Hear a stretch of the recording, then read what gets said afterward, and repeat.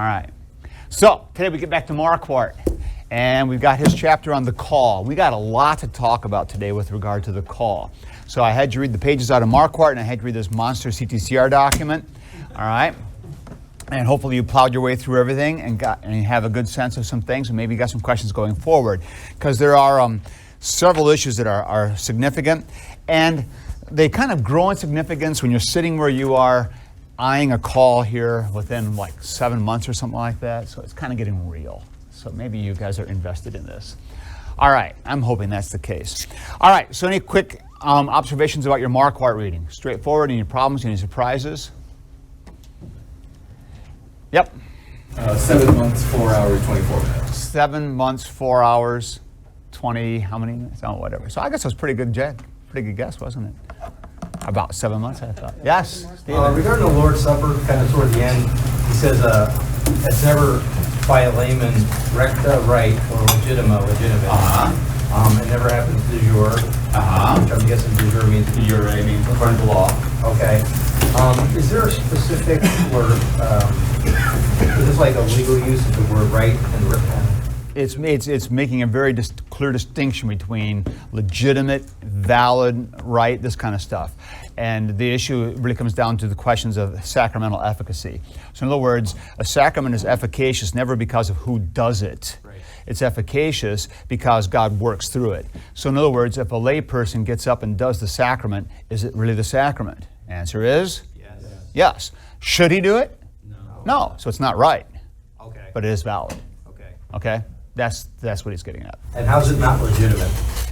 It's the same thing about, is it the way it should be done? It's not the way it should be done. Okay. And so it's carefully parsing terms and words, and we often use those words, frankly, synonymously, and so that's why it gets a little difficult. And so they're trying to parse out the words and try to make it clear. So in other words, this is important. Your people will get this. I get people sometimes telling me, I was at some liberal church this weekend and they had ladies helping in communion. I made sure I didn't go to that table.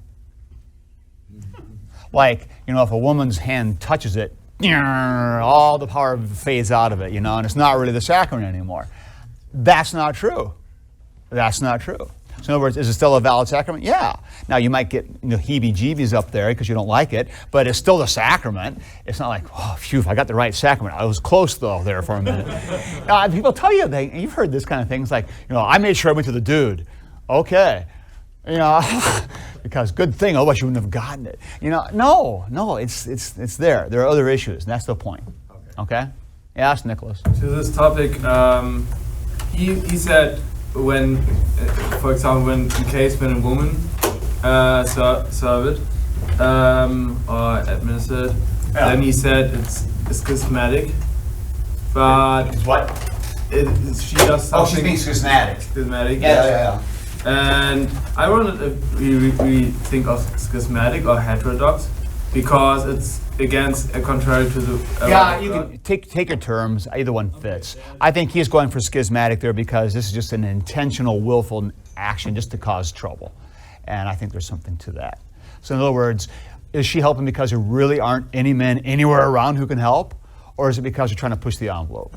And it's usually because they're trying to push the envelope, which means they're being schismatic. All right. Isn't that kind of his argument about the emergency thing? Yeah, we'll get to that too. That's critical. All right, one more. Adam? At the very end, he says purely assisting functions such as reading printed sermons in the pastor's absence. He's talking about how laity can do it. If the proclamation is the word of God, how is a pre-written sermon by someone else any different than one that's written by him and then approved by a pastor before him? It's not. The whole point is, in what capacity is he doing it? And so in other words, if the pastor calls up at 3 a.m. and says, I'm not going to be able to get to church this morning, there's no one else available, and the pastor says, I'll send you a link to my sermon, you can get up in the pulpit and read it. So the elder gets in the pulpit and says, Pastor Frank's dying this morning, so I'm here to do the sermon in his place. And here's what he has for you this morning, and then he reads it. So whose sermon is it? Yeah, I think it's Pastor Frank's. Okay? And now, now you're getting at, so should a lay person, can he write his own sermon under the auspices of the pastor? Now we're into a different animal altogether. Because now we're saying, hey, this pastor wants to deputize layperson this morning, let him get in the pulpit and play pastor for a little bit. That's a different animal altogether. Even though it looks like it's the same, layperson doing something in the pulpit, different situation completely because of what's going on, what's driving it, what the thinking is. Okay? One more. Even though I said that, you're next. It's not a question, but All right, comments are fun. at the end of the CTCR document, Yes. are you going to talk about, it said Dr. Marquart was one of those that submitted in the book. And yes, he did. Are you going to talk about Oh, that? if I have time. If I get to anything this morning, yeah. This afternoon, yes. Yes, Nicholas. Would you say it should be articulated if the sermon is written by a person? Oh, it should actually be articulated. It needs to be said. In other words, when the layperson gets in the pulpit, he needs to say why he's there and what he's doing. And probably he wouldn't get in the pulpit anyway. He'd probably just stand at the lectern, which would be even smarter semantically. All right, good. Now, highlights in Marquart. Let's go. First key thing he gets at is who does the calling? Let's be clear on this because we're talking today about the call. All right? And obviously when we talk about, I always start with this black one and it always fades out. All right, I won't do that again. So we talk about the call. What are we talking about? Yep. God's calling immediately through a church. All right, excellent. So we're talking about the call. We're talking about the call into the office of the Holy Ministry. This is what we're clear about. And I want to be clear, I'm not talking about any other call or whatever. I'm talking about the call into the office of the Holy Ministry. So we're going to keep ourselves to that. And we're not going to get distracted by, now what about DCEs and teachers? We'll deal with that later because they get calls in the LCMS. We'll save that discussion. So that whole auxiliary office is later. But today I'm talking about, everything I say today about the call has to do with the office of the Holy Ministry. Or the predictum. So that's what I'm talking about. Okay? So I'm talking about the call into the office. And it is the call done immediately through Christ's church, but who's actually doing the calling? God himself. Christ is doing the calling. Now, what's kind of cool here is we're seeing some parallels to what we're talking about with the Word and the preaching, right? And all that ecclesiology, Christology connections, because the call then has two aspects, doesn't it? It has very definitely a divine aspect. And the divine aspect is, who's doing the calling? God is. So God calls.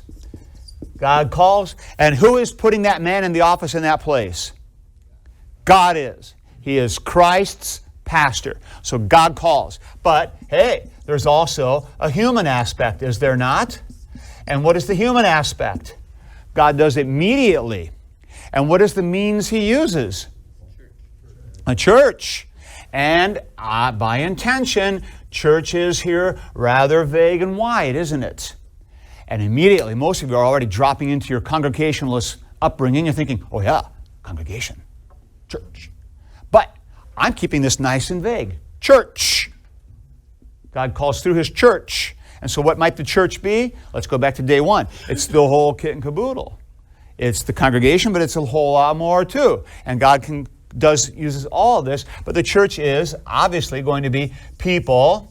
And what's the other key aspect we've been defining here? People and pastor. And we've been making this kind of twofold definition, which I believe to be very important. The church is the sheep and their shepherd, which is Christ, but their under shepherd who is making sure it's being done. The fifth mark of the church, according to Luther's long list of 7, is the office of the Holy Ministry. Pastor and people together are church. All right? So, that means that a call comes from God through his human means of the church, being people and pastor.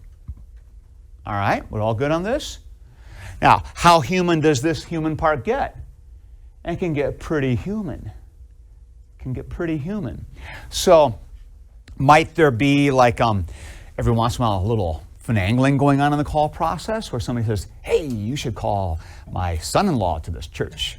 And it'd be really great to have my daughter back here really close. And he's just the perfect man for this.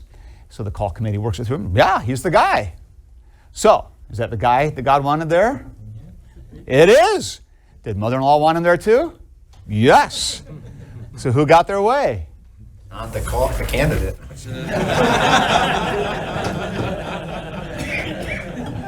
All right, now, so did God get his way? Yes. Yeah. Yeah. And did the people get their way? Yeah, maybe. But see, the point is, you can't get all worked up about, no, wait a minute, there were some human fingers touching it. I think it's all messed up. They're both going on here. Now, there are two sets of twofoldness I want to deal with here. So we're going to start with the human aspect, then I'm going to come back and talk a little bit more about this twofoldness. But Chemnitz is our first quote I want to go to. And this is great on 146, bottom of the page, footnote 4. Chemnitz is writing in his Ministry, Word, and Sacraments, which is a great little text. By the way, if you ever are looking for something to read which is solid and really cool stuff, pick up Chemnitz's Enchiridion. I've always tried to figure out something I can have an excuse for making you read it, but I haven't found it yet. But his Enchiridion is tremendous. Solid, basic, good outline of all of theology. Really good stuff. Chemnitz is a good theologian. So Chemnitz writes this, but do Anabaptists, okay, Anabaptists are the radical Reformation. What's their attitude toward the office of the ministry? Nothing special, okay, no big deal, because they're anti-anything that smells Catholic, okay? So, but do Anabaptists do right, who entrust the whole right of calling to the common multitude, which they take the word ecclesia to mean? Read congregationalism, okay? With the ministry and the pious magistrate excluded? By no means. For the church in each place is called and is the whole body embracing under Christ the head all the members of that place. Therefore, as the call belongs not only to the ministry, Rome, nor only to the magistrate, which would be a kind of a statism, so also it is not to be made subject to the mere will and whim of the common multitude. For no part, whether either one or both of the others excluded, is the church. But the call should be and remain in the power of the whole church with due order observed. Isn't that cool? So what's Chemnitz saying? You can't just say only the people call, nor only the pastor or the clergy call. It's got to be both together. Now, the wrinkle in all this is throwing in the pious magistrate, which causes Marquart a little heartburn. He gets kind of worked up about that because, oh, wait a minute, what's that got? It sounds like church-state getting blended. But remember, this is an issue for civil affairs, left-right stuff. But in Luther's day, the magistrate in Luther's thinking absolutely was responsible for what was going on in the church and had a stake in that as well, and that was fine. And it's not like Luther's being inconsistent. Luther's right on track with his theology, but that's another class, another topic for another time. And we'll get to that a little bit later on here. But what's cool to recognize at this point is Chemnitz saying, who's doing the calling? Both. The church as a whole, both together, and both have their role to play in this. Now, Marquart's going to run with this and unpack this, and I think this is exactly where we need to go in all this, because this is coming to terms with exactly who's doing the calling. And in most of our pious LCMS upbringing, we have come to believe the people, the congregation does the calling. And what role does the pastor play? No, it's just the people doing this. In fact, this plays out into some rather time-honored practices I've heard about. I've heard about congregations where there might be a senior pastor and they're calling an associate pastor. And so the senior pastor says, well, the call is coming from the congregation, so I'm going to recuse myself from this entire process. And I won't sit on the committee or even be present in meetings. You heard of these things? Yeah, this is not uncommon. Because you see, this is the congregation's call. I have nothing to do with it. What would Chemnitz say to that dude? You're wrong. You're absolutely part of this. Get in there, get in the room and have part of this. What are you doing recusing yourself? You see, that's why I see this is a classic example of theology having immediate implications for really immediate practical stuff. And it's important. And I think we have allowed a lot of our frankly, congregationalist thinking to just overtake a lot of our practice, and we're not being consistent with ourselves. And that's where Chemnitz is so helpful here. All right, so that's what he's getting at here. Now, we need to recognize then it's going to be pastor and people together, and they're both going to be involved in this call process, and that's what Marquart drives here at the beginning part of this, which is, I think, quite good. All right, so that means then that ordinarily, how does it work? Well, the people are involved. In our church today, how are the people involved? What is the role they play in calling? They actually issue it. All right? So a congregation gets together, put together a call committee. And are there any rules about that? Well, it depends on the constitution of the individual congregation, but is there any theological way you have to do that? No. Could the call committee be the entire congregation having a great big mix-it-up potluck brouhaha? Yeah, could be. Could the call committee be one person entrusted by the congregation to do the job? Yeah, it could absolutely be. In fact, if the congregation wanted to tell their senior pastor, Pastor, we trust you, you call the right guy. Would that be legit? 100%. Be 100% legit. Could certainly do that. So that's how it goes. So that's how it ordinarily works. And then is the pastor involved, the clergy involved? And the answer is yes. Now, ordinarily today, where does the clergy come into play when it comes to calling? What role do they play? Just think about this a little bit. Yeah, Jane. Well, the districts will provide names Bingo. of candidates. This is at the very up front. Typically, when a congregation is looking for a call, where do they start? They go to their district president, usually via their circuit counselor, circuit visitor, and they say, hey, we're vacant. We'd like a pastor. And the district president is responsible to provide a call list, theoretically, with some insight and direction into the needs of the congregation, the needs of the skilled sets of pastors, and he puts together a list of people who are appropriate for that place, and he gives them the list. So has the clergy been involved? Yeah. All right. And is it even appropriate then for the congregation members maybe to seek out other clergy they know and say, hey, we're looking for a new pastor. Any suggestions? Is that appropriate? Actually, it is. And that would be clergy getting involved and the pastors being involved. Now, is that the end of the clergy's involvement today in our world? What else? The ordination service itself. So when it comes time, or the installation, when it comes time for that man to be put into the office in that place, who does it? The pastors. See, the ordination is not done by the lay people. The laity are present as the worshiping congregation, but who's putting that man in the office? The clergy are.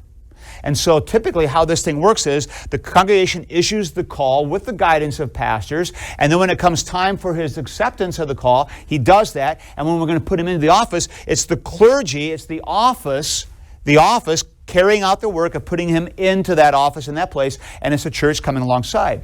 And essentially it's this. The pastors or the clergy are basically saying, we as the church are saying, this dude is ready and fit, he's in. And that's what ordination is all about. Ordination is basically the church, through its called men, its clergy, saying, this man is also in. He's part of this. And how do we know this? Because God has been working through his education, through his call, and now through us, putting him in the office, he's in the office. And so it's this kind of interesting mixture of all these things happening at once. So, what is it that actually makes a pastor? Is it the call you get at the end of April? Is it your acceptance of the call? Is it when you actually move the boxes into the parsonage or into your office? Is it when you step into the sanctuary for the first time? Is it when you get ordained? Is it when you get installed? When do you become a pastor? And what's the answer? It's the whole entire process, including stepping into the office. Maybe not so much, but that's all part of it. It's the whole entire process. You are a pastor, not at any one given moment. And I think we make a mistake, because if we're a congregationalist, what we would say, when do you become a pastor? When I accept the call. Okay? When I get it and accept it, boom, I'm in. If I'm a clericalist, when do I become a pastor? At the ordination. There's when the magic. I get it. No, I feel it. And that's when it happens. But if I'm going to really be faithful, it's the whole thing. It's not just this or just this. It's the whole process. And so it's kind of interesting when people talk about, I'm becoming a pastor. Well, yeah, it is a becoming thing. And even now, you guys are now at the status of candidates. You are becoming pastors. You're getting close. You can almost start to smell it. Okay? In the spring, the stench gets really strong. I mean, the scent. And so it's coming close. It's coming close. All right. So that's what we're talking about here. All right, now he gets into this whole thing then about ordination and what ordination is. And I was taught, as Marquart complains, that ordination is nothing more than the first installation. That's what I was taught. So in other words, ordination is your first installation, and that's all it is. So what's the problem with that? A lot of ordinations don't happen at your installation church. Yeah. So ordinations don't always happen at the first installation church. That's a practical issue which has direct bearing on this whole question, or has, connections to this whole question. So what else is wrong with just saying that ordination is nothing more than your first installation? There's a sense in which this is true. But where's this kind of limp? Yeah, Adam. Takes away some of the divine role of it. Yeah, it does take away some of this divine aspect of what's kind of going on. And Marquart even starts to talk about what he calls the plus of ordination. And now we need to tread a little careful here, but I want to tread into this area because I think he's right about this. He talks about the plus of ordination. And what he means is there's something going on at ordination which is not going on at every single installation. Because when a pastor takes a call subsequently in his career, in his service to the church, he's going to be installed again and again and again, different places, different times, and be installed. But his ordination doesn't get repeated. It's just there. And the ordination is something that kind of lingers. And there's actually a really important concept to get through here if we start to recognize the plus of ordination, because it starts to make sense of a lot of the way we think and even practice in our church body, which apart from this thinking makes no sense at all. Because if my ordination is nothing more than my first installation, what happens if I have resigned my call and I'm not yet installed at my new parish? What am I for that time in between, according to this kind of strict definition, congregational-wise? I'm nothing. I'm just a layperson.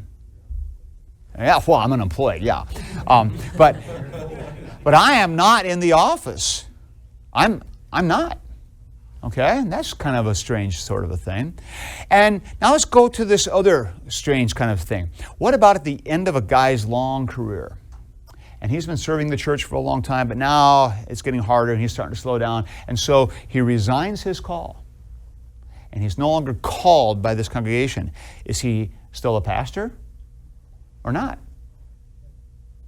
A strict congregationalist would have to say, no. No call, no pastor. But if there is a plus to ordination, his ordination hasn't been rescinded, has it? I would argue no.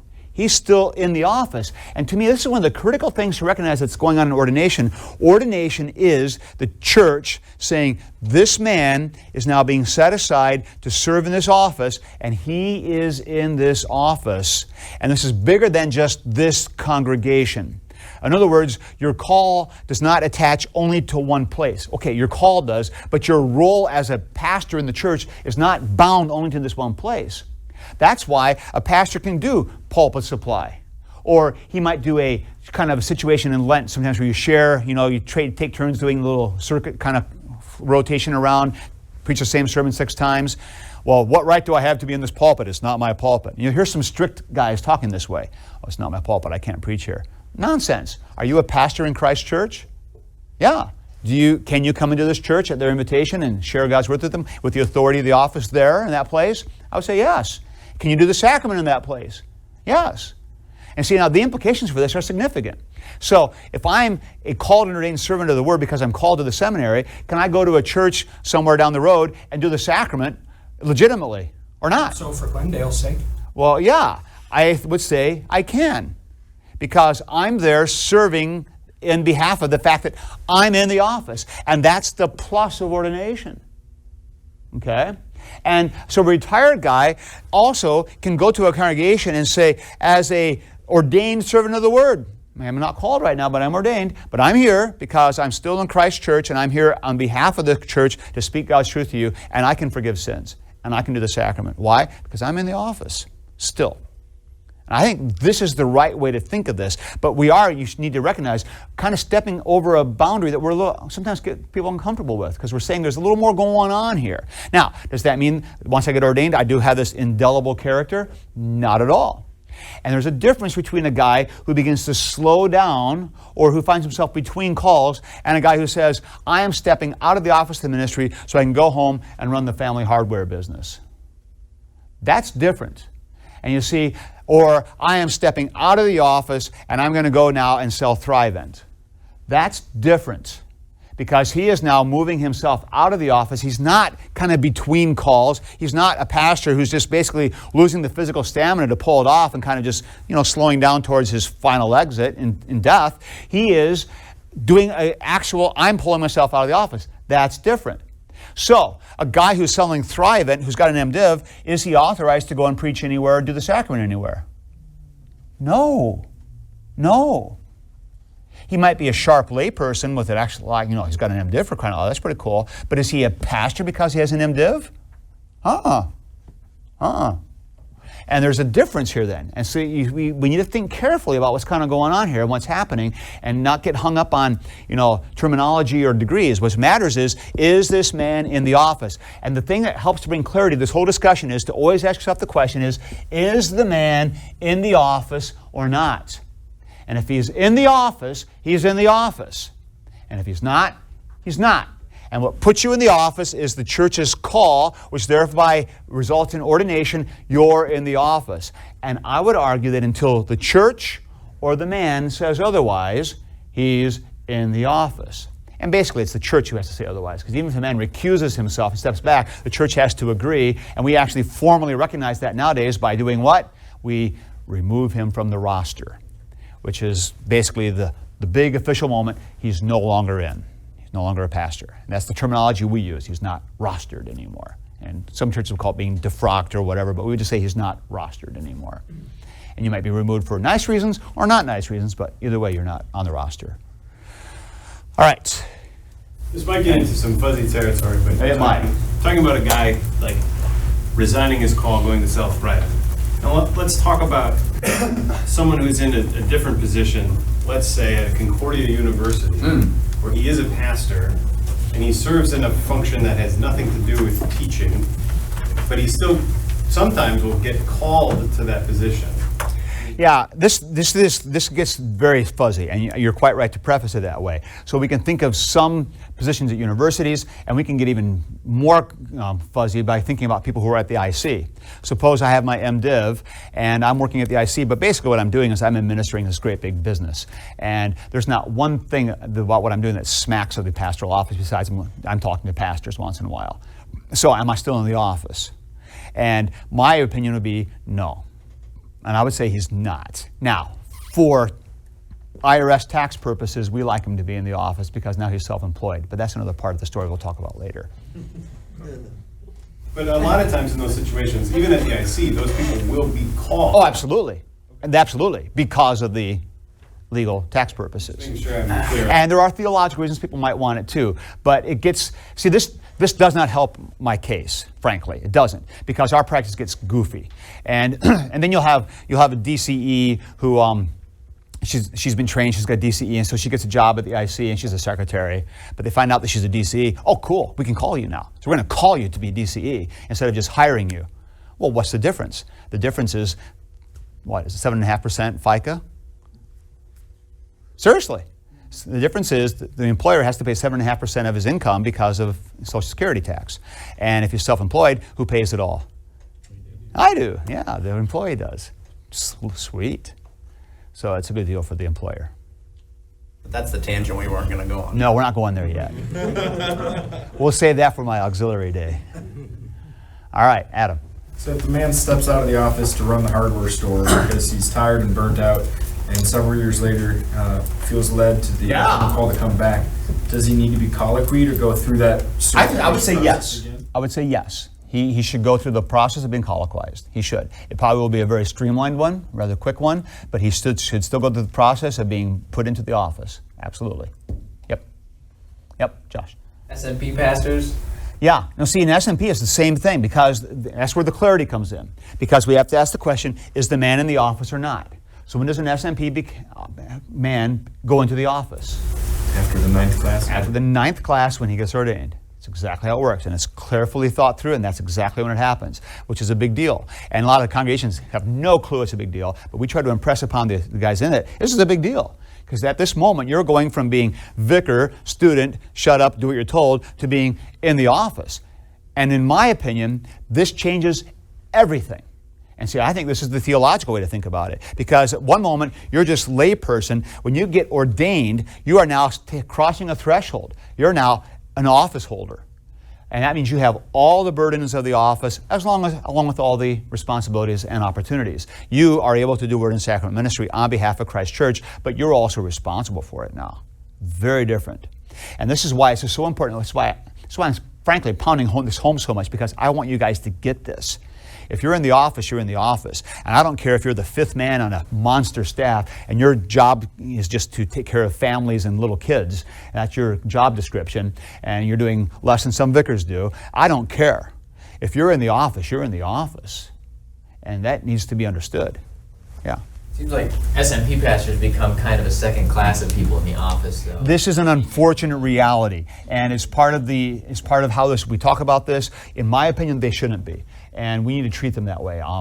I do think that eventually these issues are going to keep on getting thought about and hashed around, and the time will come when, it's already happening in many places, that people look at a pastor as a pastor. And you see, there used to be a distinction between, well, were you a Springfield guy or a St. Louis guy? Because the St. Louis guys had the academic training and they went through the system. Springfield guys were the second career guys.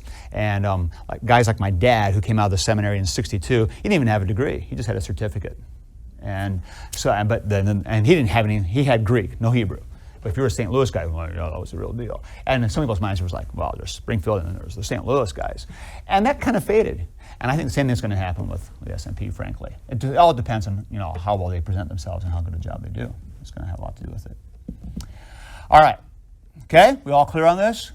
So the critical thing is always to be asking yourself, who are you in the office or not? And what I'm getting at then is, in the human aspect, both the people and the pastor are involved in putting in the office. Now, from the CTCR document, think back to the time of Luther. How did a guy get in the office? What was the process? It was, you went to Wittenberg and you learned your stuff. And when they decided you probably knew enough stuff, when there was a need for a pastor somewhere, they would usually contact the faculty at Wittenberg and say, we need a pastor. And they say, we got this guy. I think he's pretty good for you. So then what did they do? They sent the guy to the church, and he had to preach a couple times. People decided, yeah, he'll be all right. Or, no. And they would approve it. And then they would send the word back, yay or nay. And then basically the magistrate would say, all right, I'll sign off and I'll pay for him. Because remember, he was footing the bill. And so the magistrate was involved in deciding this is a good call or not. He would, we'll do this. And so then what would happen is, after he'd already gone through the certification process, which was basically face-to-face inventory of, quizzing by the faculty, Bugenhagen and Luther and Melanchthon, whoever happened to be around. How fun would that be? You guys would cherish that. And then he would be ordained in Wittenberg by Bugenhagen and sent to his call. That's how it worked. And so was the congregation involved? Well, basically by hearing him preach and deciding if they could deal with it or not. But see, there were even some times where a guy might graduate and the magistrate, the prince, would say, hey, I got this little village church and I need a pastor out there because these people really need to hear the word and I need to get some things put together. Who have you got for me? And so Bugenhagen maybe say, I got this guy. He's perfect. So the prince would say, go. And they would send him. And he would arrive. And what role would the congregation have? Basically, if they start calling him Pastor Schmidt, guess what? He's our pastor. Have they received him?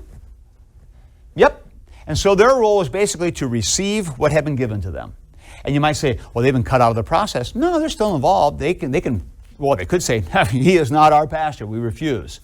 And then he wouldn't be. But if they simply start calling him Pastor Schmidt, then the machinations of all the clergy and the magistrate have done their thing, and the people simply receive what's there. But they still are participating by receiving him and making him their pastor. Is that making sense? So what I'm trying to get across here is the exact details of how this works out don't matter that much. Rite vocatus, AC 14 is pretty malleable. And it's not like it has to be this way. There's all kinds of things could happen. We could have a system where we could sit around and we could just assign you guys, and we could assign every call after that in a very Episcopalian kind of system. Would that be legit? Absolutely. Absolutely. Yeah, James. Just to clarify, in that 1500s case, they learned their stuff at the seminary of Wittenberg, and then they were certified. That's right. Did their murder board, and then they went out and did their preaching. And that's right. Okay. That's right. Yeah, now the certification happened before. I missed my timing there a little bit. Presumably they would do their quizzes before they went out and started preaching. Yeah. Yep. David. Can you speak to how this works in the ELCA? That's where I grew up. Yeah. And I think I heard that when the pastor retires or whatever, they're done. they're not considering the office anymore? Yeah, that I can't speak to. I don't know that much. I know the ELCA has a more Episcopalian structure, and the ELCA congregations don't own their buildings. The Synod does. The ELCA does, and so that's a huge difference. And so you don't have the kind of congregational autonomy that we have. How they look at their calls and when they start and stop, I'm not as familiar with, so I can't speak to that. All right, 156. Let's just kind of start to summarize this stuff. That said, however, one like us must agree with Fagerberg. This is a nice quote. This is from, according to AP 14, Apology 14, the call also includes a form of ordination. Well, it does. And now Marquart sums this up. Dogmatically, this means that the whole church or congregation, this is the very top of 156, the whole church or congregation, that is both hearers and preachers, must be allowed their rightful roles in the process of placing a man into the ministry. Exactly. Okay? So we're keeping everybody involved, not trying to parcel anybody out. All right. Now that's that. Now I also want to speak, this is kind of getting to the divine call stuff a little bit, but I want to go back to this divine human aspect. And I was already kind of started off here. It is a call from God, but it is human. And even if there are finagling and things going on in the background, it doesn't diminish the divine aspect. And in all seriousness, how do you know it's a divine call? Because when you open up the documents and you look at them, it's going to say right on top of it, divine call. And it's going to be signed. So is it really from God? It's going to be signed by God, the finger of God himself. Charlton Heston. Your hair, and you guys will walk out of the call service with your hair blown back. And that's the way it'll be. All right. And you walk really slowly from then on. All right. It's the divine call because it's from God. It really is. And we kind of laugh about it, and we have a tendency to diminish it, but we need to see it that way. It is from God. God has worked through all these human things, and he has accomplished his purpose, and this is a call from God himself, and I can treat it that way. And that's how I should treat it. So, when you are in the parish someday, and you're serving your congregation, and you have another call to another church, which one is from God? Both are. And so when people say things like, I have to figure out what is God's will for me in this situation, what should they really be saying? Which one is God's will? Both, or you wouldn't have them. And that confuses things, but actually it brings things back down to where they need to be, which is instead of trying to spiritualize this into some kind of big wrestling match, trying to discern God's will for my life. You can simply relax and say, well, God's will has been very clear here. He wants me here, and he wants me here. So, which one should I do? And you get to pick. Yeah, and you can flip a coin, or you can talk to your wife. Take your pick. And see, I want to take some of the stigma out of this and some of the nonsense where we, like I said, we kind of make us all holy and pious sounding. It can be very real. So you look at the situation, you say, wow, both of these are cool calls. Both are going to use my gifts really well, and both will be really exciting. One's really close to my wife's family. Would she love that? Would that be good for the kids? Yeah? Can we do that? Yes. And you don't have to feel like, oh no, I'm getting some benefit. It can't really be from God. It must be Satan tempting me. No, don't do that. Just enjoy the gift. Or you get a call and all things are equal, and one's paying 10 grand more a year. Wow. Oh no, that must really be from Satan because there's money involved. No. You have human responsibilities. You got a vocation, wife and husband. You're a husband to your wife, and you got kids, and you got things to take care of and pay off. Do you need the money? Is that bad? No, this is okay. See, you don't have to somehow, it's all divine. It's both of these things at once. I've heard of guys getting put on a call list and even receiving a call in advance saying, hey, we'd like to put you on a call list. Are you interested? Would you say then that it's wrong to say, no, I'm not interested, don't put me on the list? Yeah, see, my practice has always been, I won't ever tell God what to do. You do what you want. But I'm making no promises. I think a lot of congregations are putting the feelers out. We're not going to put a guy who's going to turn us down. And you take your chances. You want to call me? Because what I tell people is, I'll consider any call, but I'm not going to let you know before I have the call in hand. That's silly. It's your problem. You deal with it. All right. Yep. I'm having trouble understanding how congregations who are going to get a lot of the men in this room are involved in the process. Well, are they? In your exact situation, are the congregations that are out there right now thinking, wow, we've been vacant for a while. What are we going to do? I guess we can call from the sun. All right. Are they involved?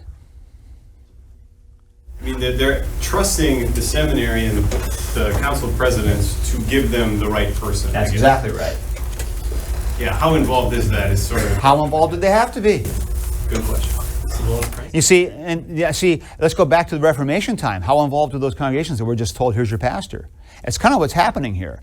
And I would say they are involved to a lesser degree maybe than they might be down the road, but they're involved enough. And they have essentially said, we're willing to receive the man you give to us. That's enough. That's enough. And they don't have to be any more involved than that. That's plenty.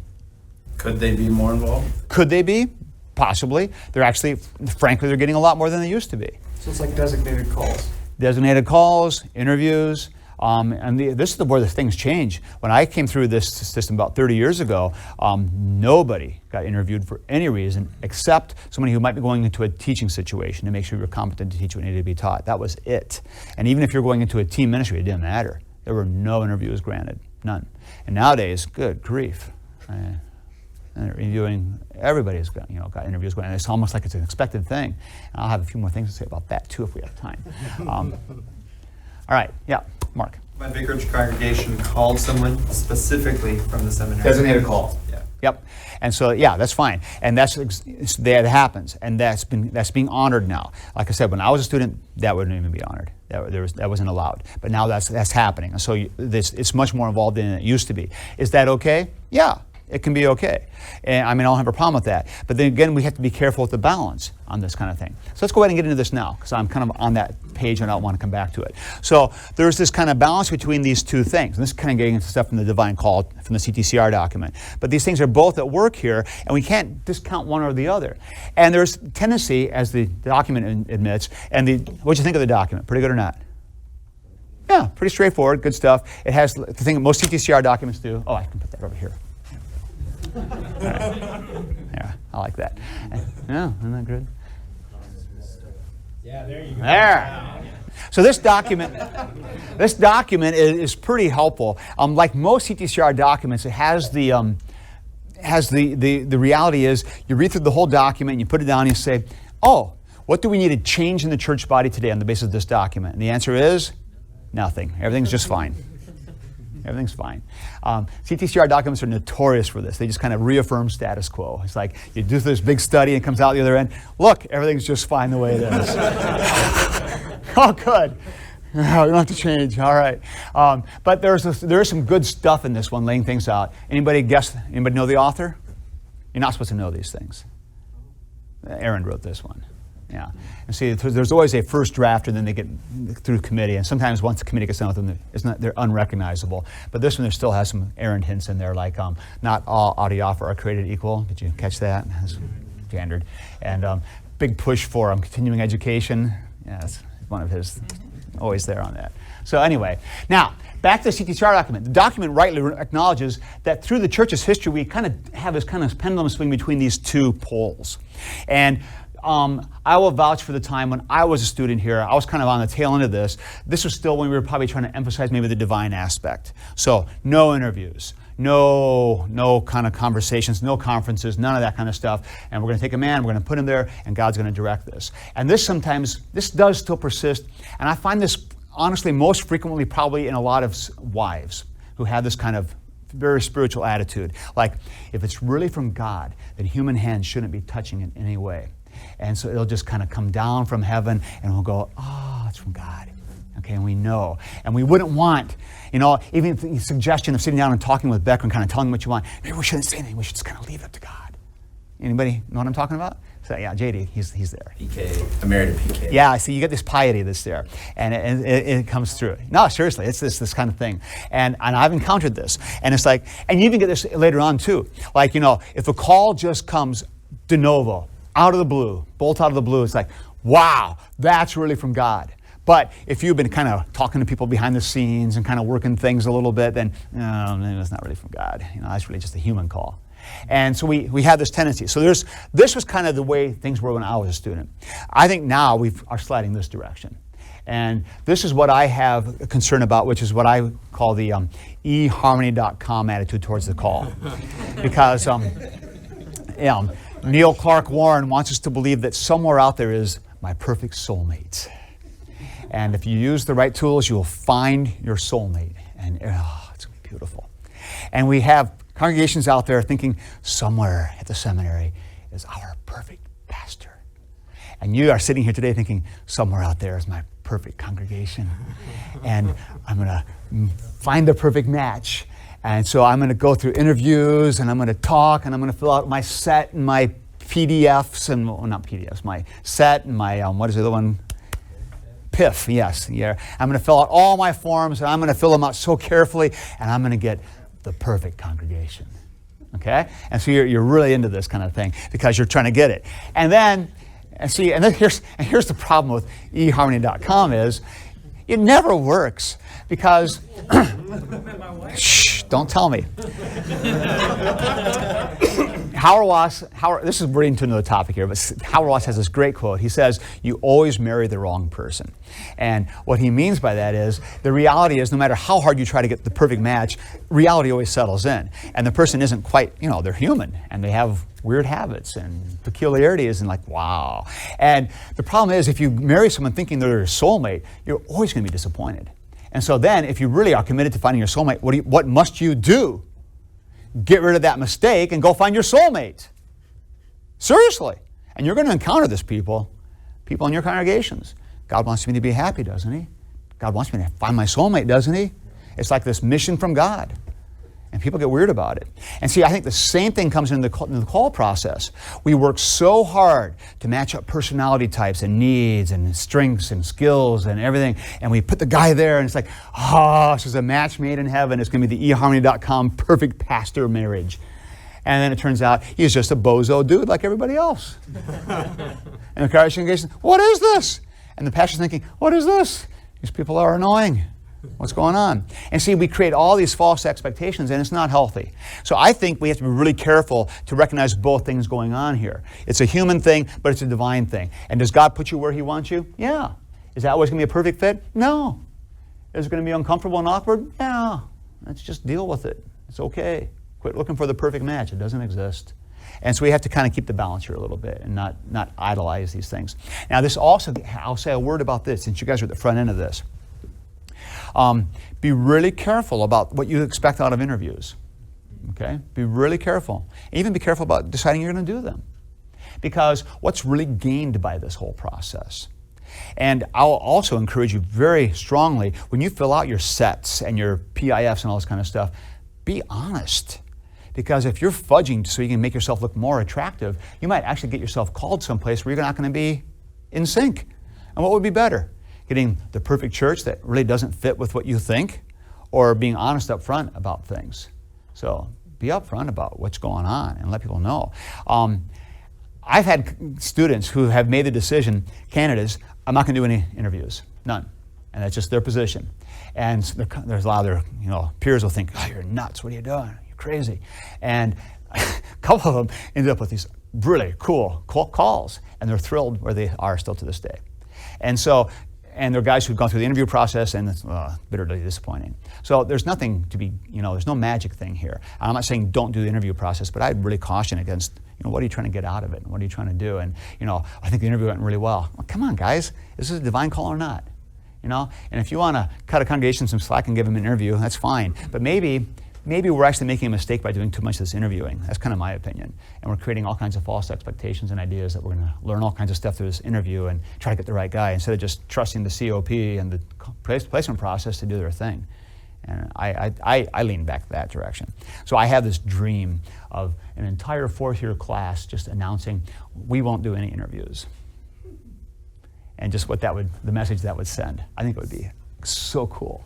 But that would take a lot of courage, and it would take a lot of do that next year. Because you guys might sign on, but I know a lot of your wives are like, you nuts? So anyway, Adam. Are you referring specifically to coming out of the sim, that first call, yes. Or any call? No, the first one. I'm talking about you guys. Yeah. Well, you can have that position later on too. You can just tell a congregation, I don't do interviews. And then, you might be stuck where you are forever, but is that all bad either? I mean, we I think over-worry these things too much. And like I said, I think we work too hard trying to get the perfect match. If you know the language of where you're going and you've got the skills, the basic skill set of being a pastor, I'm really of the opinion any one of you could serve in any parish. I really believe that. See, I also have the opinion that you can make any marriage work if you want to. It's just a matter of deciding to do it. So, unless she kills you first. Yeah, that's true. Peter. How would you say that the trend of pastors staying at their first call for less and less time fits into? Actually, it's increasing a little bit. It used to be worse, and that's part of the justification for trying to improve the call process so that these things go a little longer. That's always the problem, and that's why if we just send a guy out there, well, how long is he going to last before he gravitates back for where he wants to go? Which is why things like geography and closeness to family is not irrelevant. I mean, things matter. I mean, this is just realities. And so we do try to take those things into account. And that's why we go through the process. And we do have the interviews and we talk and stuff. But see, a lot of that stuff can get sorted out without having interviews with the congregations getting involved. And as the CTCR document points out, there's this kind of little throwaway sentence in there that, there's a fair amount of angst that gets created where you got one guy who's had like 5 interviews and then his friend has had none. That's real good for camaraderie and spirit in the class, but it's just not real cool, and I don't know what the real advantage of that is. And then you hear about congregations all fighting over the same guys, like, well, come on, no guy's Superman. What is that? So, anyway, I am convinced that we need to be trusting of both things. There's the human aspect, we need to pay attention to that, but there's also the idea that wherever God puts you is where God wants you. Thrive there and go for it. So that's a good way to look at it. All right, good? Now, next up then. So we got the guy in the office. He's there. What gets him out of the office? Incompetence. All right, well, let's go through our list and start at the beginning. What's the first reason you would ever remove a guy from the office? False doctrine. All right, false doctrine. So false doctrine is the first reason. So the guy is simply holding false views of theology. Who knows what it might be? He could be talking about the need for a second baptism in the Holy Spirit, and you got to have it. He could be talking about questioning whether baptism really saves, or he could be a millennialist, or who knows what. Or it could be an Eastern Orthodox nut who's deciding liturgy is everything. So he's got some kind of false doctrine that is driving. Okay, that's the issue. Now, it's important also to remember that this is not a matter of he misspoke in one sermon one time. Okay, this is persistent, consistent, willful, won't move. And how hard do you have to work with a dude before you remove him for false doctrine? A long time. And who's going to be involved in that? The whole church, including the clergy and the districts and everything. Because who finally removes a guy for false doctrine? It's a district president. And he acts as a district president, informs the COP, and that's that. And once a guy's been removed, then the whole Council of Presidents has to act to put him back on. And it has to be like a supermajority of. So it's a big deal. The threshold is very high. So that's the first one. What's the second reason for removing a man from office? Offensive conduct, scandalous life. Immoral life. And so there is something in his life which is not adding up, which is not being in line with God's word. This one confuses people, even though it seems pretty straightforward. All right? Because people start to get really confused with forgiveness. And we have to be clear on this.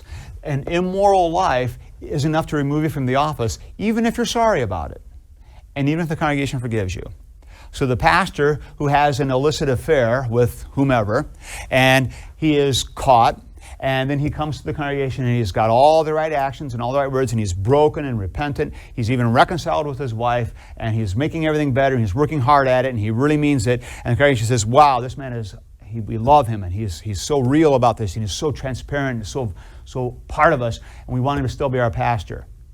Well, what's the problem? He has removed himself by his immoral life. St. Paul says he must be above reproach. All right? And so his immoral life is reason to remove him from office. And it doesn't matter if he's repentant or not, frankly. He has messed up. He has not lived a life that is in sync with this. Now you might say, now wait a minute, that means I have to be perfect? No.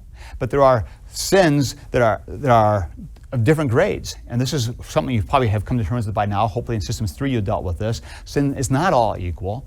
Coram mundo, there are big differences in sins, and the consequences are vastly different. And we need to take that into account. And so there are things that are going on in his life that are basically causing a scandal to the congregation and to the community, and that necessitate his removal from the office. And that's the issue there. Adam. Is there ever a point in the future where we are open to restoring that guy to the office? This is an ongoing debated question right now in the church and even the LCMS, trying to sort that stuff out. You know, what's this mean to be above reproach? What does that actually mean? And is it ever possible for a man who's committed adultery, for example, you know, with a parishioner for a, extended period of time, and now he's done it, can he ever come back into the office? And boy, sometimes you want to think, yeah, but other times, I get myself torn on this, mostly because I know people personally who are in this kind of situation, sadly and tragically. And your heart goes out to them, and you think about all their qualifications and what they could offer, but then you think about what God's Word actually says and what you're actually doing to the office. And when it comes right down to it, I probably end up coming down on the side of, for the sake of the office, no. And as hard as that is to hear, that's just where I come down. Then to take that one step further, we're in the pastoral letters, it talks about his household must be in order. These things. Man, So that's does- something we ignore all the time. If their children are falling away from the Lord and living immoral lifestyles, does that then make them? Yeah, I see. I think this is where we are kind of selective in what we decide to deal with.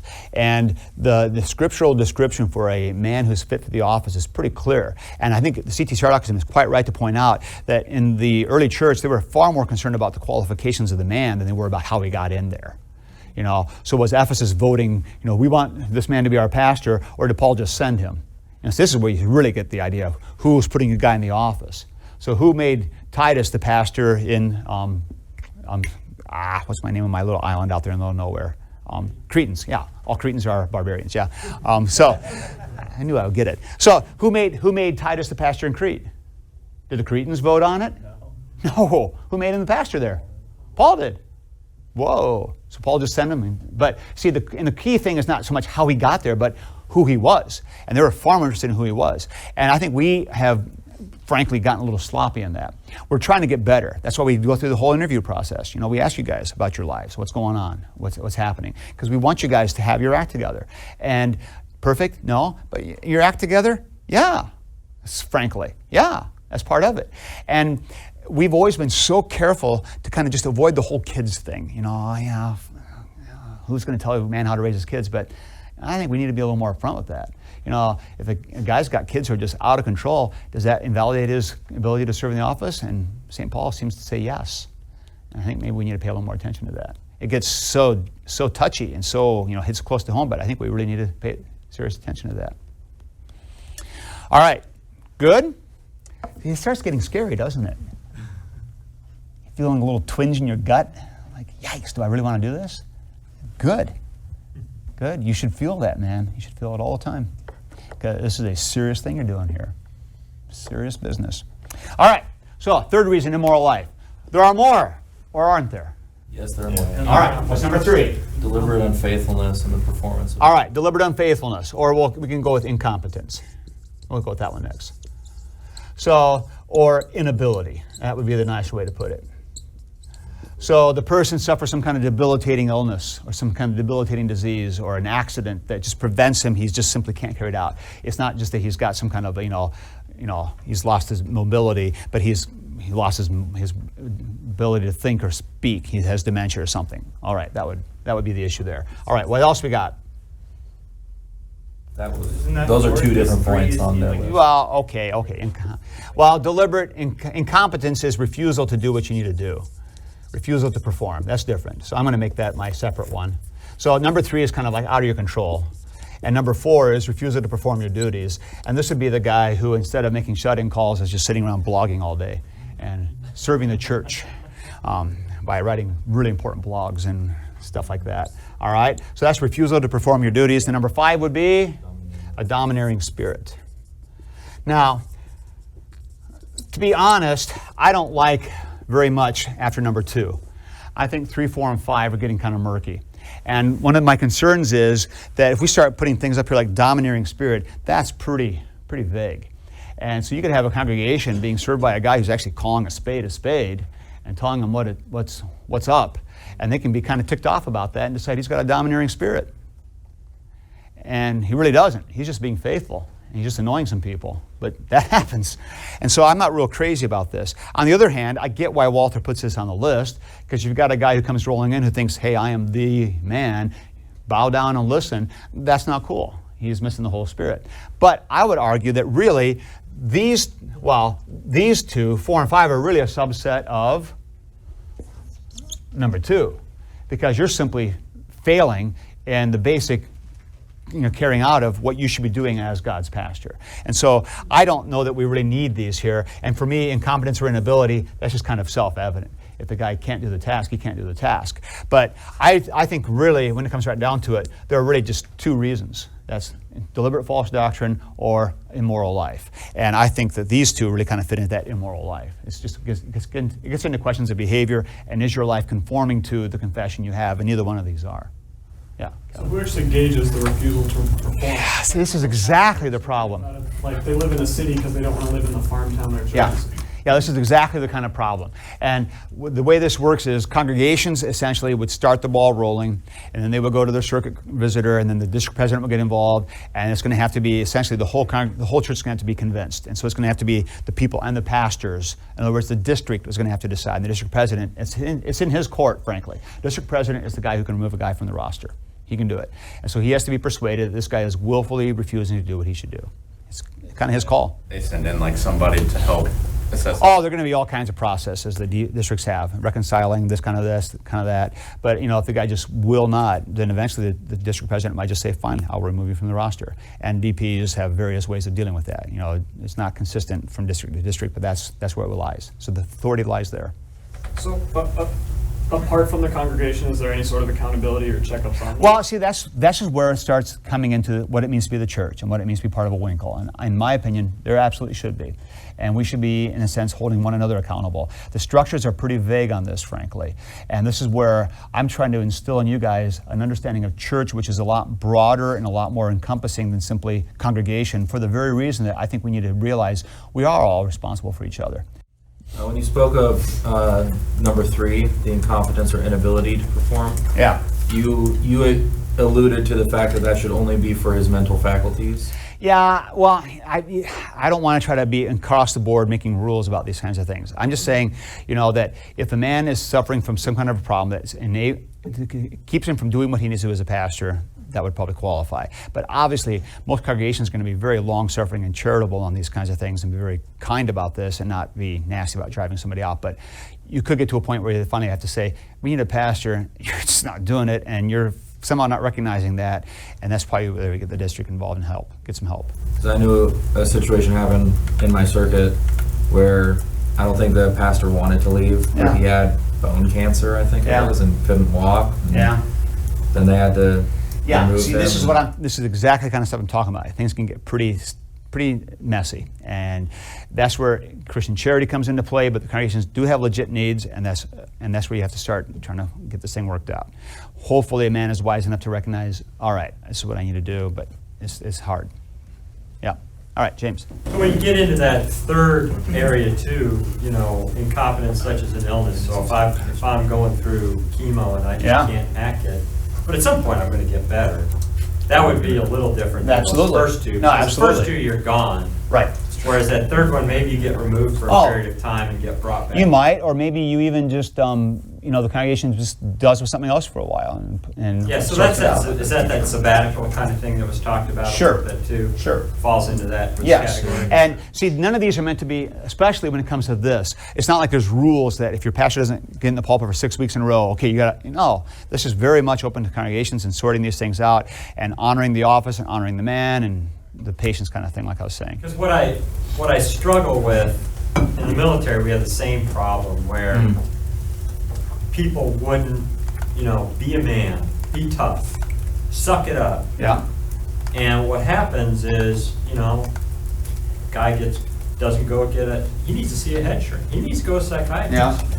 But he won't do it because he's afraid if I do that, I'm going to be looked upon unfavorably, but I'm trying to help myself. And so what we did in the military, there was a big push to try to not stigmatize, destigmatize that kind of thing. And, and I see the same kind of, it's a very similar kind of dynamic. There is. You need to destigmatize some of that to get help Yeah. for people that Yeah, really agree. are capable. I agree.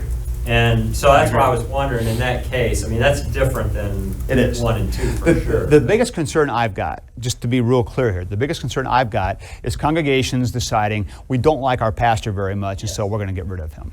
And I have heard and witnessed these stories as well. There was a guy in circuit when I was in Minnesota who went on vacation and came back and found out that his pay had been cut. So. Or they changed the locks. Yeah, nice. Yeah, change locks. Yeah, and he was a little odd. I mean, I'll admit that. But he wasn't immoral and he wasn't false doctrine. He was just a little odd. So the congregation was tired of his oddness, so they decided they were done. You don't get to do that. That's not the way it works. So I'm trying to make sure that we respect the call and respect the office. Yeah, but I think as we're talking about ourselves, Then recognize that's where that, you need to be know, honest about stuff. Be honest. Be Yep. upfront. Yep. Okay, Kevin. So are there any things in place for a congregation that they want to get rid of their pastor, but they can't? And like he doesn't want to leave, he's staying there. So like, I mean, what is it if they just turn into a more toxic place for him? This is usually what the congregations do. Yeah. So there's nothing in place. We just deal with it and it sucks. Well, congregation can stop paying him. I mean, they can. You still got a call here. We're just not going to pay you for doing your call anymore, and that's a pretty strong message.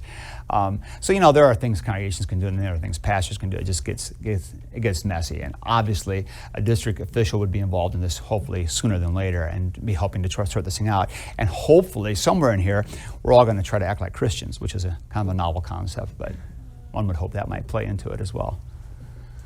All right. Good. Now, the next thing we get into is this whole issue about how long does a call last? And Marquart has some feelings about that, doesn't he? So, what does Marquart think? How long is a call good for? Till Jesus calls you home, or you are called to another place of service. And so, what is Marquart really opposed to? Well, not retirement, that maybe, but a temporary call, a call with a time limit. Really, really annoyed by that. And that's where Marquart comes into play and why he wrote his minority report to the CTCR document. That's why. And this was a perennial issue for Marquart, and here's one of the reasons why he was so motivated by this. Because as a seminary faculty member, ever since the walkout, I will never get a lifetime call. Nope, we don't have them here. When a sem-prof is called, he is called for 3 years. And his first 3 years, at the end of that, he has to be called again, has to be renewed. And that's true for this first 2 cycles. And after he's there for 6 years, then he gets what's called a rollover call, but it rolls over without having to be officially done, but it's always up in 3 years. So theoretically, and I don't even know where I am in the cycle now when my 3 years is up, but if a man was doing something in the office which was problematic, they can get rid of him, because at the end of his 3 years, hey, your call's done. You're not called here anymore, and that's that. And you're gone, exactly. And that's why they did it. Because before the walkout, they actually had tenure, and they had guys, and how do you get rid of them? Well, you don't. And that was a huge problem. And so that's why they came up with this idea of just a 3-year call. Now, Marquart was teaching at Fort Wayne Seminary. Guess what kind of call he had? 3-year cycle call. Do you think he liked that very much? No. And so that's why it was very personal to him, because he actually had one of those kinds of calls, like I do. I still think theologically it's got problems, and Marquart makes his case for that, because you're basically telling God what God can do or how long he wants this to happen. But this is where you start having, and I would rather see the CTCR document kind of hit it from this side, you have this kind of interface here. Is it a divine call? Yeah. But there's a human aspect, and the human aspect is we don't want guys to get tenured in situations where we don't want them there forever, or sometimes situations don't last forever. And so because of the human aspect, sometimes we have to put a time limit on it. And I don't think that invalidates the divinity of it, but it does create some theological messiness. I mean, with the walkout, there would still have been persistent false doctrine. Well, that's a hard thing to pin down, though. Okay. As you begin to, if you've ever gone through this process, it takes a long time to get that pinned down and get it worked out and get it done. It's not. So this is to streamline the persistent false doctrine process. That's part of it. Okay. And it's just to not get into a situation where we're stuck with a bunch of faculty who are wrong, and what are we going to do with them? This way, they're always under control in a sense. So that's what's going on. And like you guys, most of you didn't know this. So that's not widely known in the church, but that's how it works. And so then there are other situations too, where you have a guy who maybe gets called to a synodical office. And so he's called to be president of the synod. Well, for how long? 3 years. Yeah. And so that bothers some people too. No, he should be called. But wait a minute, he is elected. So it gets funny because you have this divine human interface again. Okay? All right, so we have that. And so that's kind of what's going on there, the whole lifelong thing. Now, the last part of this chapter, I want to make sure we cover this too, and then we'll pick up the CTCR document with some of the loose ends there. And this is this whole issue of the man who is called is in the office, and we need to honor that and respect that. And this is where it starts getting into the whole idea of being rete vocatus, and if you're not in the office, you don't act like you're in the office. And we need to honor this. And this gets back to the whole thing you guys were asking about at the very beginning, about communion by lay people, or preaching by lay people. Is it legitimate or not? Is it right, or is it proper? And these kinds of things. And that's that whole quote on page 163. And the driving issue here then is that the question about the efficacy of a sacrament has nothing to do with the man who does it. Okay? Nothing to do with the man who does it. And this is back to Kevin's question on day one when he was asking about fathers baptizing babies. And I was not crazy about that. It's not because the father is invalid. Is it a valid baptism? Yeah, of course. The problem has nothing to do with the baptism. The problem has everything to do with the office of the ministry. And see, it's the same thing with the Lord's Supper. Why don't you have lay people leading the Lord's Supper? It has nothing to do with the Lord's Supper. It has everything to do with the office of the ministry. Okay? And it's the same thing with having, women help with the distribution of the sacrament. It has nothing to do with the efficacy of the sacrament or the sacrament. It has everything to do with the office of the ministry and with our understanding of the role of women in the church. That's the issue. So you need to kind of sort out what's really going on here. And the problem then is this, that if we start allowing people to do the sacrament who are not rightly called, we're basically violating AC 14. And then what's at stake is not, oh no, we've just violated some document.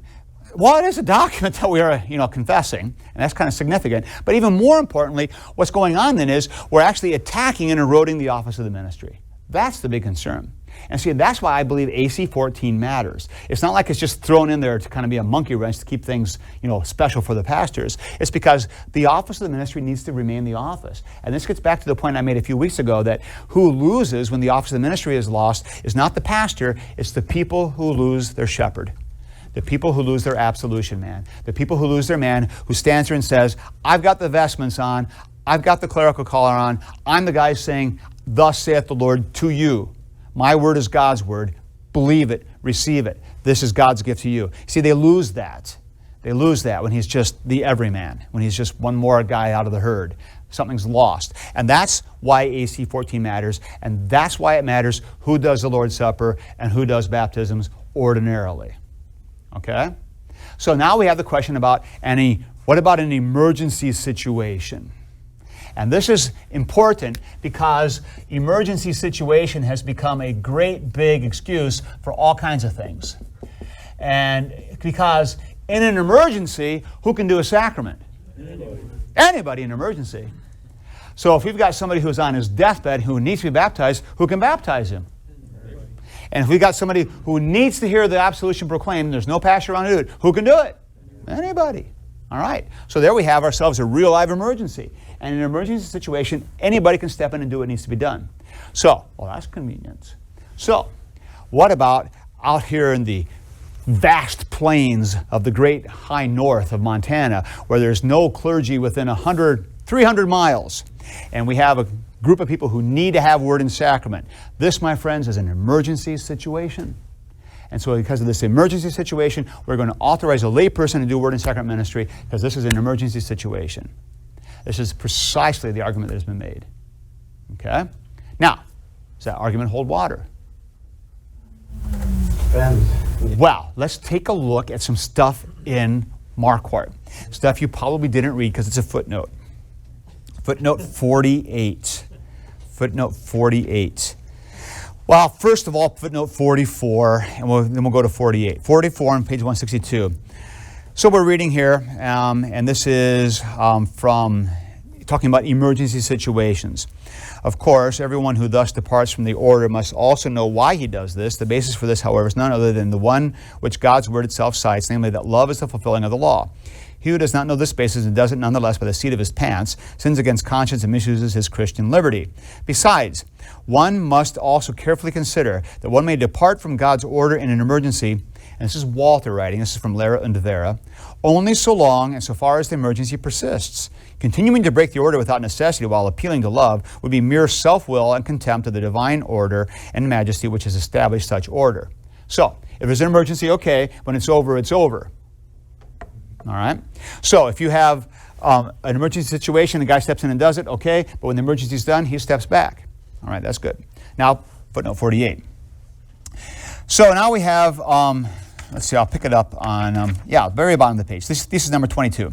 No emergency exists whereby keeping the divine order, souls are obliged to take upon themselves only a temporal and bodily inconvenience. And then flip the page, this is a long footnote. People who live at some distance from established congregations often, in order to violate the divine order, make an emergency of something which is not actually an emergency. If they must perchance travel 10 to 20 miles in order to get to neighboring Lutheran preachers, then they call that an emergency in respect to the reception of the word and sacraments, because it is inconvenient, too far or too costly to make their way there, and on that account they request a traveling preacher, while they should be glad, if this is possible for them, to travel hundreds of miles in order to receive baptism for as yet unbaptized baby from a regularly called preacher, rather than break the order. That sort of thing is, after all, not a spiritual but a bodily emergency, for the sake of which the divine order may not be broken. A spiritual emergency exists only where, by observing the divine order, the soul would come into the danger of being lost. Now, that's pretty straightforward. So do we have an emergency in Montana? No. And keep in mind, when did Walter write this? Tail end of the 19th century. When he says 10 or 20 miles, how are you traveling that 10 or 20 miles? You're either walking it or in a buckboard wagon. How long is that going to take you? And when he says travel hundreds of miles to get a baby baptized, what does that mean, literally, for them? Probably a week's journey. And he says they should be glad they could do it. Yeah. So then you end up with emergency halfway there. But my point is this. Walter's pretty clear on what an emergency is. So do we really have any emergencies existing in our culture today? It's pretty hard to make a case for this. Pretty hard, yeah. And so the emergency situation is one of these crises that arises, but to talk about an ongoing emergency situation, really, I think Marquart's right here, is really just being sloppy and not paying attention to what you need to do. Yep. So I'm just thinking, I guess, in a more logistical sort of way, in which, because it's inconvenient, they just won't do it. And in which case that becomes... Well, that's a different issue. I mean, there you got questions of discipline and, I'm not disciplship. Saying but I'm just saying in that scenario, yeah, I know. People just won't even that could be, that's true. But see, then you have to ask the question, are these people being catechized? What kind of, are they really understanding what's going on? There are other issues involved there. But yeah, I get that. Yeah. Yep. Kevin. A congregation that can't afford a pastor, should they no longer be? Well, that's where it gets interesting. So a congregation that can't afford a pastor, probably what they need to be doing is having a conversation with the congregation down the road and to figure out how they can share a pastor, they can make sure there's somebody there to fill that office for them. And if they get to the point where they just can't, then they need to ask the question of, why are we existing? Maybe it's time for us to just start driving 40 miles and going to that other church. I mean, that's kind of the reality.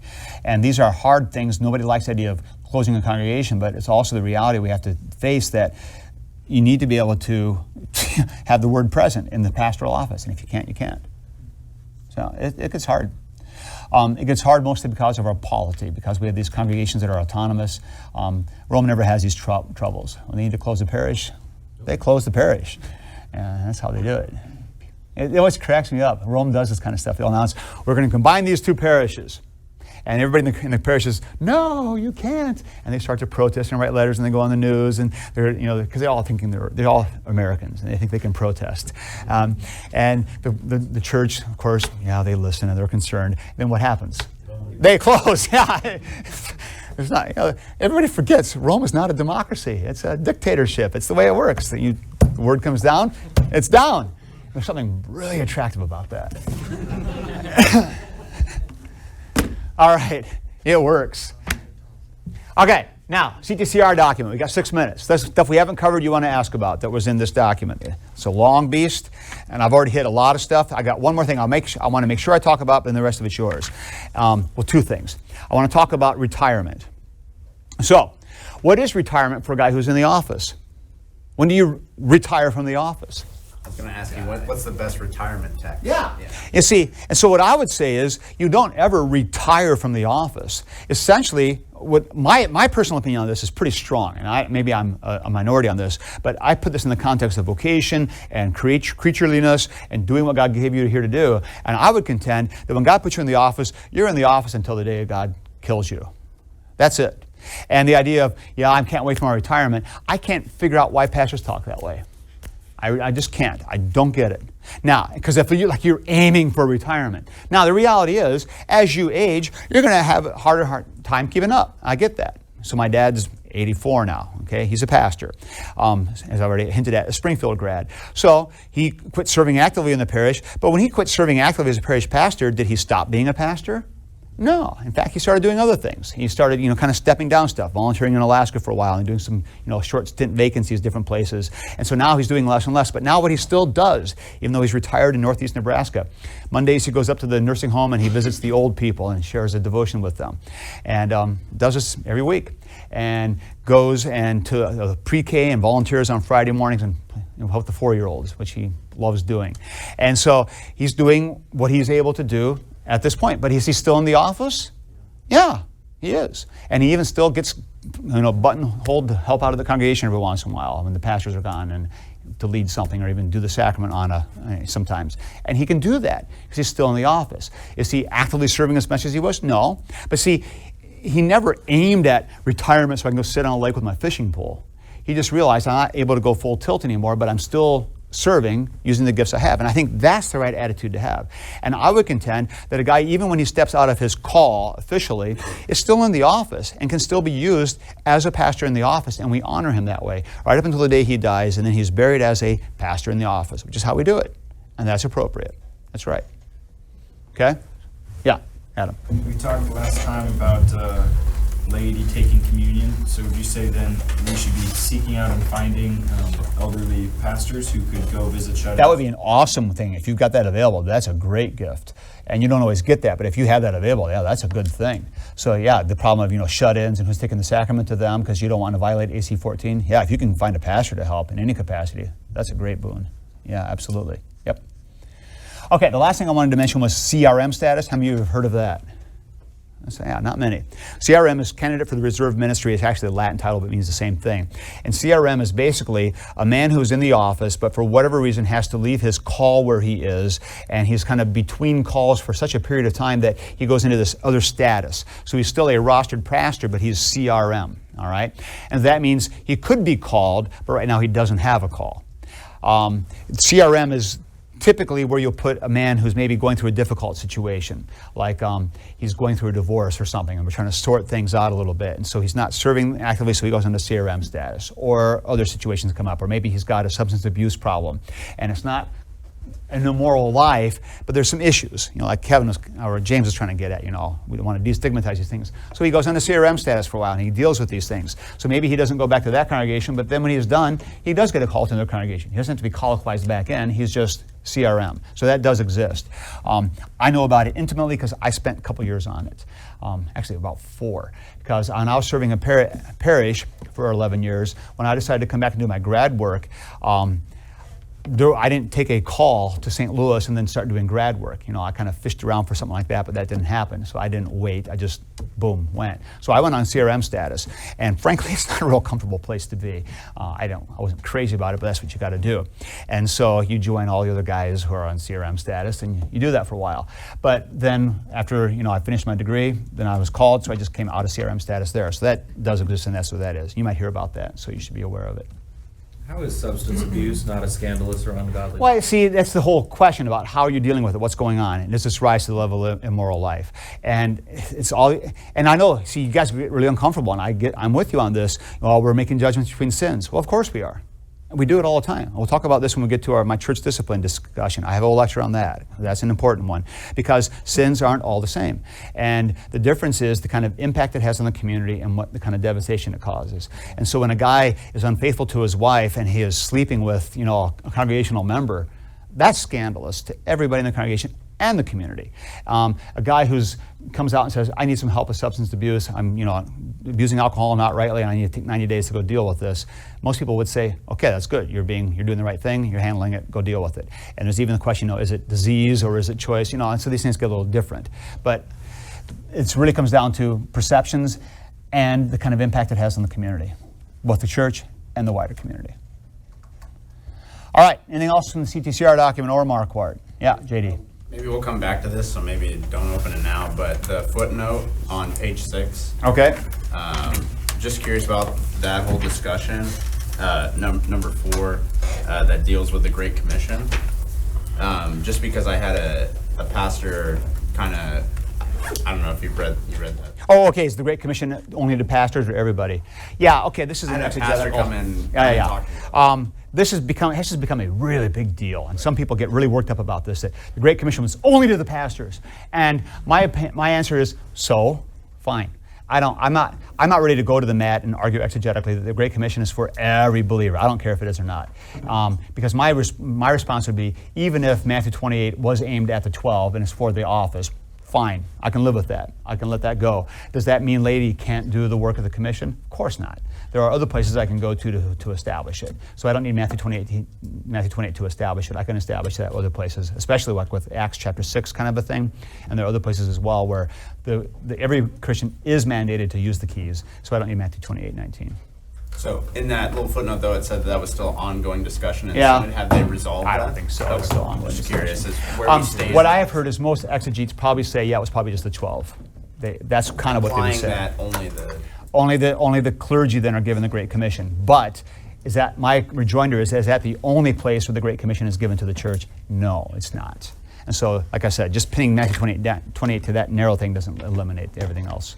Oh, I'm sorry, I'm just going back to the immoral life, and this could be yes or no.